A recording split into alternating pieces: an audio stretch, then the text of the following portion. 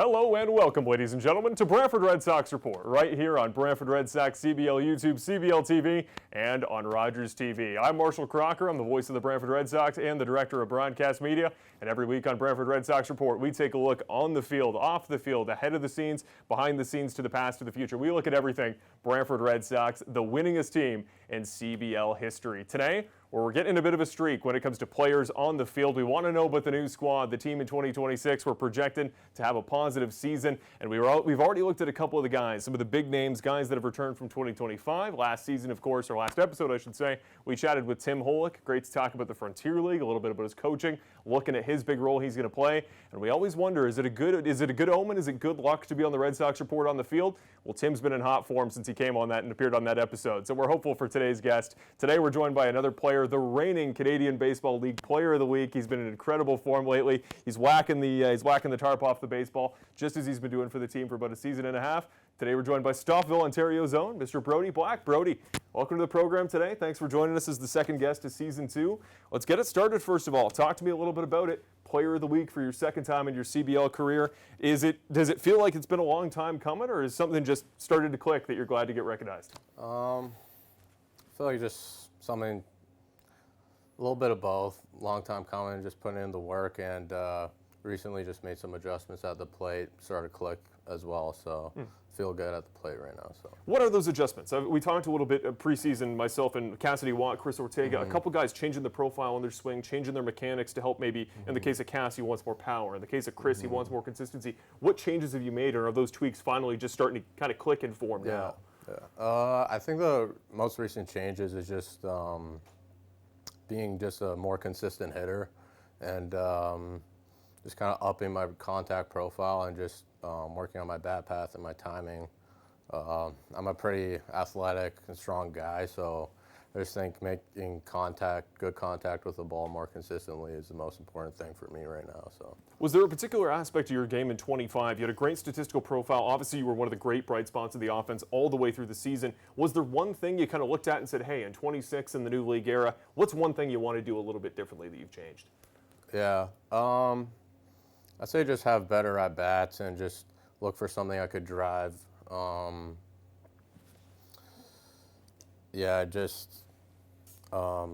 maybe striking out less too. I had a lot of strikeouts last year, so just working on that as well. So you were one of the best in the league. You were 14th in the form of the IBL in batting average last season. You hit 323. You're starting to creep your way back up, but you've always been a guy, at the cost of a couple strikeouts, you've always hit RBIs at a very high rate relative to how many hits you have. You're great at extra base hits. You're a great athlete. You're quick on the base paths. One number, though, that jumps out for me, last season, 4 home runs for you and 130 at-bats, and they were long bombs. They were great home runs. This season, though, you got 4 already through 51 plate appearances on the new season. 2 of them, of course, in the same game. Very well, could have been why you got Player of the Week there. But what is it that's changed? Is it just kind of regression to the mean? You felt like you always had it in your game last year, or are you hitting the ball just a little bit harder because you know it's needed on this team? Well, this offseason, I've kind of changed the way I train. I did a little bat speed program, and really hit the weights hard this offseason, and just try to add a little more oomph to my swing. At the same time, being more consistent hitting the ball. So, well, a big piece of that, you talk about the weight room aspect. Obviously, the new training facility here in Brantford, right? The new game ready kind of facility there. All these new. I was blown away when we went in. We did a tour on opening day after we did media day. Me and some of the crew. It is unbelievable the facilities that are there, the access you've got. What does it do for an athlete like yourself, where your team facility now, you don't have to go to public gyms, you don't have to, I'm sure you still can, but in terms of everything you could need to make you a great player, to train, guys on the roster have no excuse now to not have access to great equipment. What does that do to your training regimen to have such easy access here in the city to all that great stuff? I'm really grateful for it. I think we definitely probably have some of the best training access in the league. We got a lot of great new toys we get to just use, and I think it's great for our overall development individually. So that's what I'd say. In terms of, your offense has been well established, obviously a big piece of why you win Player of the Week here, but your defense is always something we've loved to watch because Brian and I often talk about it's a talking point in football, for example. A lot of receivers, a lot of corners. There's this terminology of turning 50-50 balls into 60-40, 70-30. These catches that shouldn't be possible, but you just make it a higher rate than the rest of the league. You are awesome at those highlight showtime plays against the wall. Famously, you had a great one at the start of the year in the season opener. You had some great plays last season. How much of an impact does confidence on those high-risk, difficult catches play into playing corner outfield? And what makes you so effective at going out for those baseballs? Yeah, I like to focus and put in a lot of work during BP and just get my reads before the game, but those catches definitely give me a little bit of confidence out there, just waiting until the next ball comes to me. So.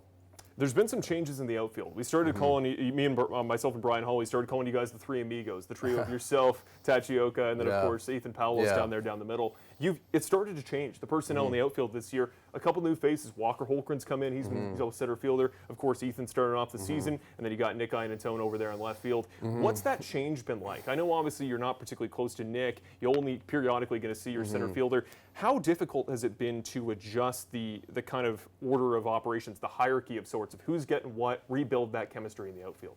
I don't think it's been that hard. Again, Ren and Ethan were very athletic guys, and Walker and Nick are very athletic too. So maybe just a little more communication out there, but we're starting to get the hang of things out there together. So. And what does that come with? Is that just a matter of, you think time will make the whole defense better? Is it you really need that lightning rod, that force multiplier? Do you need somebody to kind of step up and say, hey, I'm going to take this area is mine? I assume more so the center fielder, typically seen as the quarterback. Are they the ones that are kind of telling you, hey, here's my zone, here's your responsibility? Is that kind of how it works? Yeah, I'd say center field has the most priority over the field.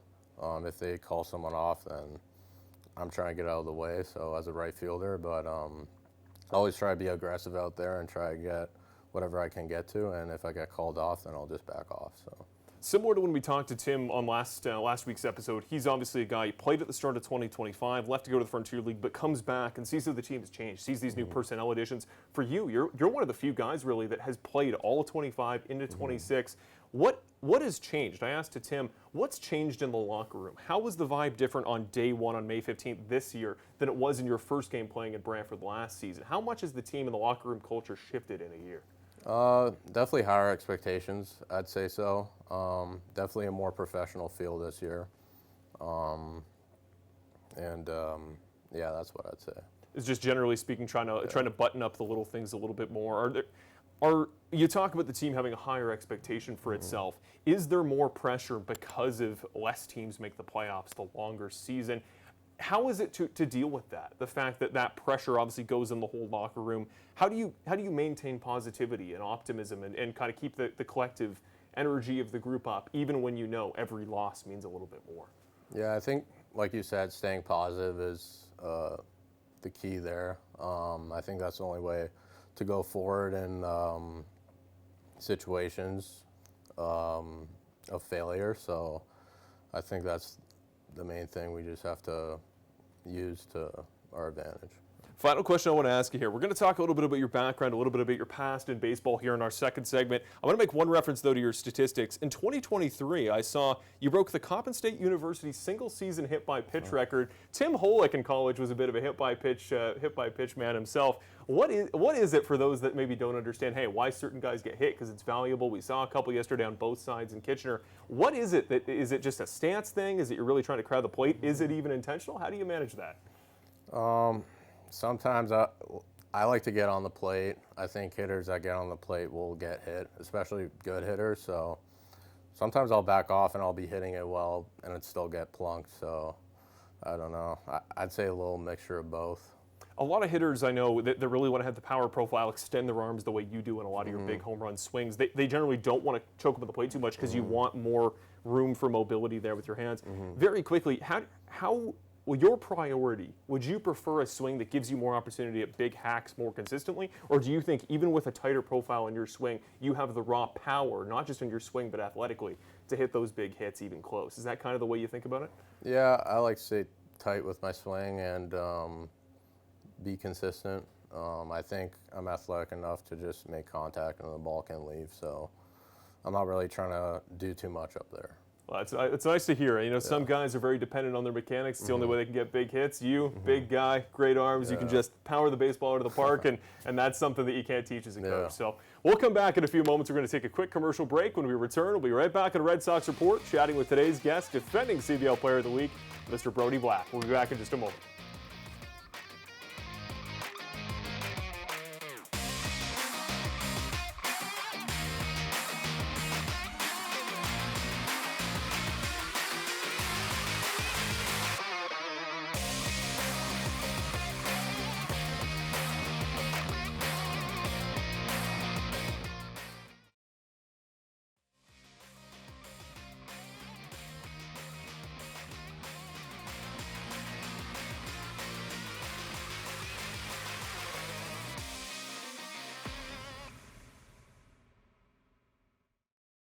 Hello and welcome back, ladies and gentlemen, to the Brantford Red Sox Report, right here on Red Sox CBL YouTube, CBL TV, and Rogers TV. We're back on our episode today, joined by defending CBL Player of the Week, Mr. Brody Black joins us in the studio today. We're talking all things Red Sox. We talked a little bit just a moment ago about this year's team, your production this year, of course, that led to your Player of the Week, your second time you've ever won it. But first, let's talk a little bit in this segment about your past. Let's go backwards. First of all, we're going to start it out. It's a segment I love. It's a segment we're doing for our second ever time. The first time we did it, it was on, I believe, the second episode of Season 1 of Red Sox Report. It was with Cassidy Watt. We called it at the time, cleverly, What's Your Record? We're going to keep the name because I didn't think of a better one.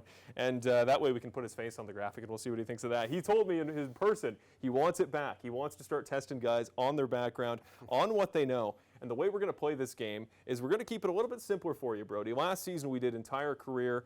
We did a big, long CBL season. I wanted to use your 25 numbers, but they're not public anymore. So we're going to stick to this season as far as you've gone in this year. What I'm going to do, I'm going to give you a category, and you're going to tell me in that stat category, in a single game, what's your record and who is it against, and bonus points if you know the date. Cass could even get close to the date, which was absurd. But we always want to test players. How much do you know? How much do the stats matter?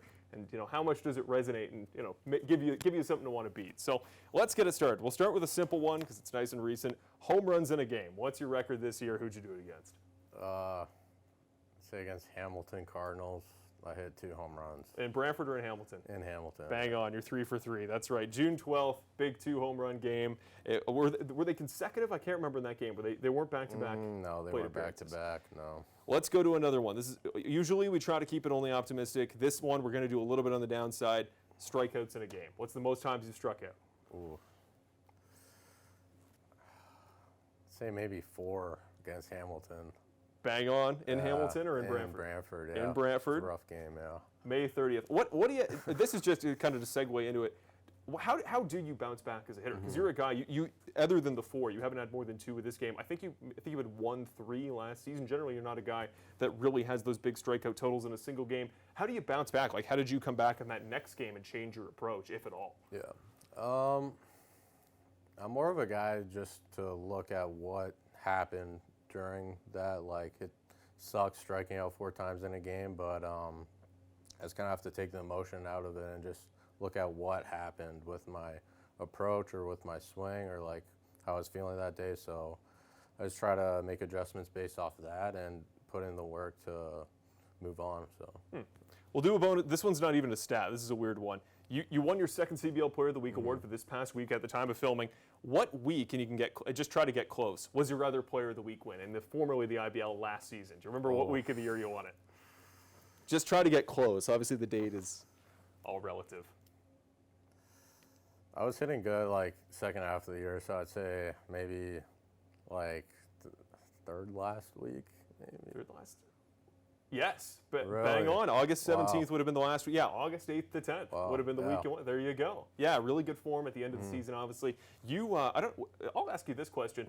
You and Chris Ortega were in a bit of an RBI race at the end of the season really? for the team lead. I don't know if you knew. You led most of the year. About the Okay. time he went to the All-Star game, he took the lead, and then he kind of narrowly held it off. Do you guys in the club either, I don't know about the pitchers, but the hitters, do you guys kind of track who's leading the team and what? Is it really ever a thought? Is it something you race for? I'm always curious. Sometimes, but like if you pay attention to it, I'd say so. But I'm not a guy that really likes to look at stats. So I'm not too sure, but if it's like brought to my attention, for sure, yeah.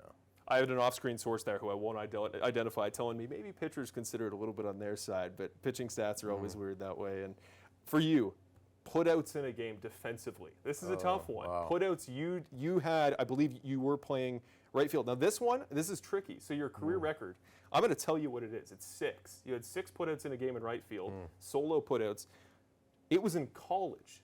Do you remember when it was at your time at Coppin State, and bonus points if you know who it was against? You were on the road. On the road. On the road. I can give you the year if you need. Sure. 2024. Okay. April 2024. You had 6. Do you remember who you were playing then? I'm curious if this game comes to mind, because 6 solo in right field isn't too bad. Some of them are nice too. I actually found footage from this game. I'm blanking here. I'll just throw out a random team. I don't know. I'd say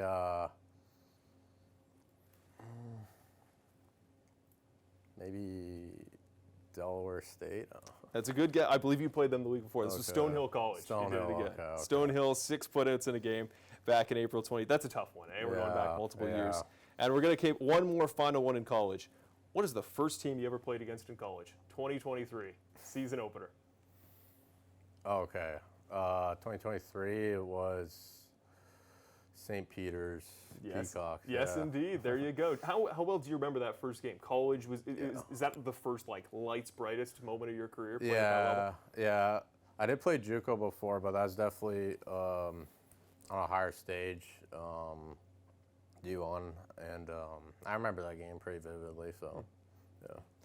Let's move. Generally, big picture career. Let's talk a little bit what got you into baseball. From the very beginning, what was it about baseball? Or did you play too many sports in your career as a kid like most do? And what made you choose this sport of all things?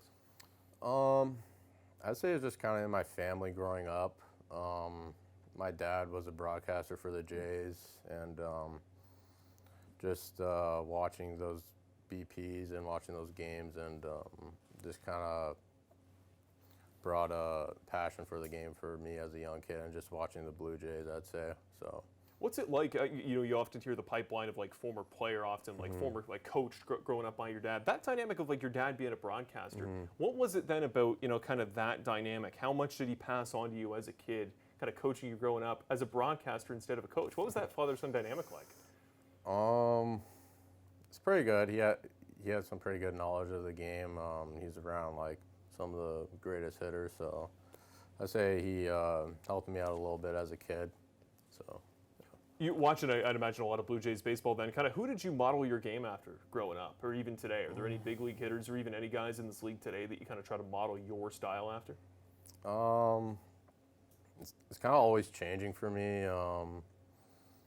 I really liked trying to swing like Donaldson or Joey Votto or you name it, Jose Bautista. So Donaldson's a good shout. I kind of see a lot of him in your game, particularly your swing, and a lot of that way that you really let your arms do the talk, and you aren't too robotic. I know for a lot of hitters that are like ultra mechanical, that are ultra technical in their swing, often it can be tough to adjust, right? Because you're so dialed into a particular form.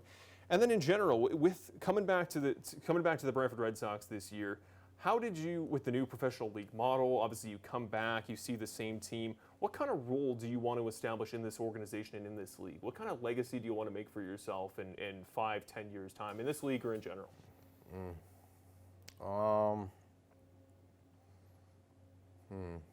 I just say just being the best player I can be.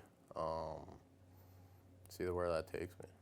And then I always love to ask, for fans watching at home, maybe you've never watched Brantford Red Sox baseball, or maybe you just want to know who Brody Black is. You're like, hey, this guy for our team, one player of the week, he's a big deal, maybe I recognize the name.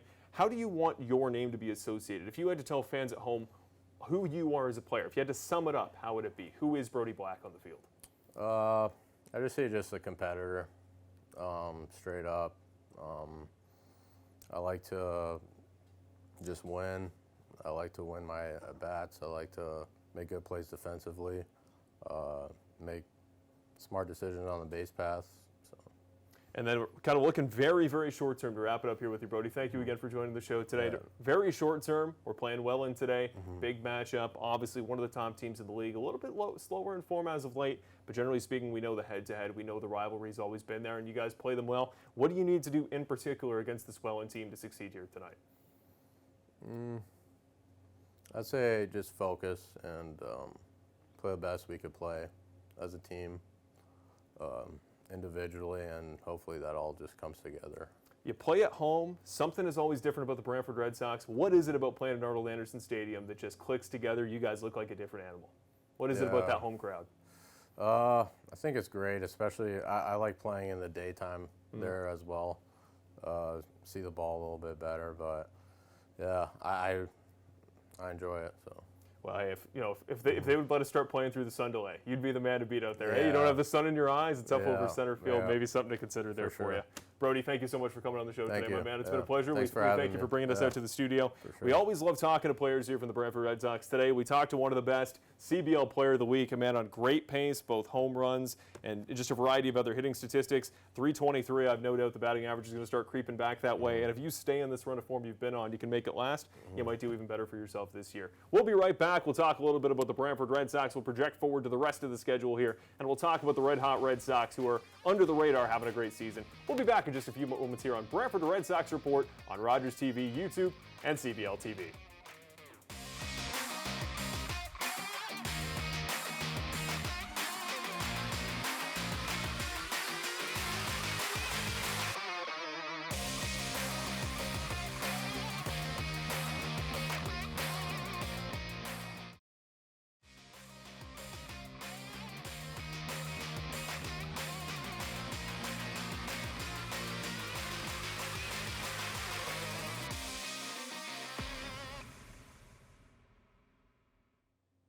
Hello and welcome back, ladies and gentlemen, to the Brantford Red Sox Report, right here on Rogers TV, Brantford Red Sox CBL YouTube, and Brantford Red Sox CBL TV. Well, in this final segment every week on Red Sox Report, we look at the Brantford Red Sox, how things are going on the field right now. We take a bit of a macro look at the league, at the results, at the future, and we project ahead to what's going to come. Let's first of all start with the CBL standings. Let's take a look at the league order and how we're looking here as of today's filming date, June the 19th. Well, top of the league, it's been quite a battle. It's been the kind of the same horses we saw in the race last year. Barrie, London, and Welland lead the way. Barrie, at the time of recording, has taken the lead in the league at 11-3. Welland was in that fight, but they've kind of cooled off. They had a bit of a slump there after the third week of action. A little bit lower, Hamilton and Guelph fighting there at 7 wins apiece. Kitchener, who I actually had the pleasure of last night at the time of filming, got to call a game out there with Mark Perry and the team. They picked up a big win over Brantford to move to 6-9 on the season. Chatham-Kent fighting with them for that final playoff spot. But looking here at the Brantford Red Sox, 3-9 to this point here on the season. The run differential has dropped over the last little bit, of course, since the last time of filming. One big win, and it was that big home contest against the Hamilton Cardinals. You'll see clips of that, I'm sure, on Rogers TV Game of the Week if you're a viewer on cable. Only team in behind as of the day of filming is the Toronto Maple Leafs. But I think the reality of where we're at right now in the CBL, generally this point in the season, there's two big factors left at play. One of them, a lot of these rain-out games. There's been a lot of rescheduled contests around the league because we saw all that rain in the first couple weeks. So what does that mean? It means there's going to be a lot of compression. There's going to be compression of the schedule into a much tighter package. We're going to see a lot of 3 games, 4-game runs. What's that going to mean? You can't pitch a starter, certainly not your entire starting rotation, in a 4-game cycle unless you have 4 great starters. That's an interesting point to consider here for Brantford. We're going to talk plenty on the broadcast the next couple weeks. Who are those options going to be? Who's going to pitch in these bullpen games? And in a few moments, we're going to talk about somebody I think may just be a candidate. The reason I say all that, I think Brantford is going to do well with the compressed schedule, with the chaos of you're finally going to see teams' 3rd and 4th pitchers that with the very spread out season you haven't been able to see in the year. I think Brantford's going to be able to take advantage. Well, we're 3-9. We looked at the standings. Let's look at our next 5 games ahead, presented by Aventry Medical, emergency providers out of Brantford, our new sponsor on the road for all of our Brantford Red Sox road games. Let's first of all start it on the road, June 21st, 4 o'clock start time there with London. That game coming up in 2 days at the time of filming may have already happened, by the time you watch the episode. Same with at Guelph and at Barrie. I know it feels like we only play on the road. I was saying that to our producer just a few moments ago, but we're still on the road. Still another road streak as we started off. London, Guelph, Barrie, all 3 very strong teams in good form above the playoff cut line. I think if you're Brantford, if you can come out with one big win, even better 2 out of that streak, then you're going to carry good momentum into a doubleheader. Let's take a look at our 2 home games that you'll still have time to watch. In fact, very good chance you're watching this episode of Red Sox Report on YouTube just before the game against Chatham-Kent. That's a week today, Friday, June the 26th, 7 o'clock start time against the Chatham-Kent Barnstormers. Well, it feels like you never know what to expect with the Red Sox and Chatham. Sometimes Chatham-Kent goes big, sometimes Brantford goes big. Either way, a team always scores heavy on offense. In a pitcher's park like Brantford, maybe a little bit less of that, but that's always a fun series to watch. And then Guelph, the first time we'll see the majors this season on June 28th. That's a Sunday start time, 2 o'clock. That's what I got circled as well. Guelph is in incredibly hot form. Some of their pieces they've been projecting for a while, finally picking it up. Finally, today's episode, I want to take a look at our red-hot Red Sox of the week, highlight some guys we don't always talk about. Here's a guy who's been highlighted plenty in the past, former guest of the show, Chris Ortega. Let's talk about him. He started off a little bit rough. He, of course, had that lower body injury on a fielding play we saw at home to start the season. He's really rounded back into form there, though. Once he got his rehab figured out, he has just been mashing the baseball again, which is great to see. He's always got good discipline. He's always a patient guy. We started to see higher strikeout totals than we'd expect start of the year. He is finally back in his rhythm. 3 home runs, 8 RBIs, 2 walks to 3 strikeouts, and a hit by pitch, so still good ratios in terms of efficiency. 8 hits in his last 18 at-bats since the time of the last episode. He has been red hot. He's back in form, and I love where he is in the lineup right now. He's spending a lot of time at that 6 hole, the 7 hole. He's hitting towards the end of the lineup. That power profile brings great value towards the end of a lineup. Finally, we got to talk about him, the Iron Horse, Halden Craig. What a revelation he's been in the bullpen as of the last couple weeks. He was the star of that game on last Saturday at the time of filming. The big win against Hamilton, Brantford's home win against the Hamilton Cardinals. Halden Craig comes in that ball game, I believe in the 5th inning, and the starters have done a great job eating up innings towards the start of games, but we need relief pitchers to have good longevity, have good stamina, be able to eat up innings. Halden Craig, he started the season, 2 appearances, a save, 3 strikeouts, and no earned runs. He has allowed a couple runs in these last couple games. He's allowed almost 2 hits an inning, but my goodness, the longevity, the stuff. He had bad luck in that game against Hamilton. He had a couple balls that were just very well hit. I wouldn't put on him, and he's still doing a great job staying in ball games, giving his team a chance. He got that big win against Hamilton, and he is a guy I want to watch because his stuff is great. I think if he's not asked to go quite as many innings, he's going to put up great per inning numbers, and that's all you can ask out of a reliever.